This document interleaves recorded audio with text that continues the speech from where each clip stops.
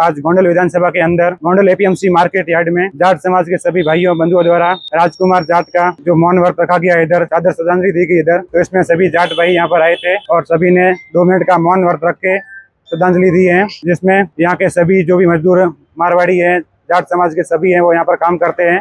तो उन सबों ने मिलकर यहाँ पर श्रद्धांजलि दी और 2 मिनट का मौन रखा है। तो हम सभी ने यहाँ पर ये कार्यक्रम किया था आज, और हमें पूरा भरोसा है कि इसकी जो जांच है वो पूर्णतया किसी बिना पक्ष के होगी और इस जांच में जो भी निर्णय होगा वो सबको मान्य होगा। तो मेरे हिसाब से इसकी तपास होनी चाहिए, क्योंकि ये मामला भी थोड़ा संदिग्ध हो गया है, तो इसकी तपास जारी है।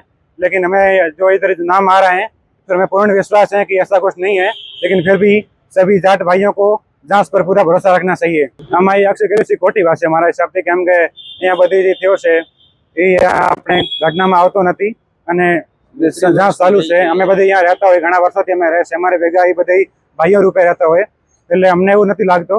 છતાં પણ અહીંયા તપાસ ચાલુ છે, તો જે કાંઈ નિર્ણય આવશે એ બધાને માન્ય રહેશે।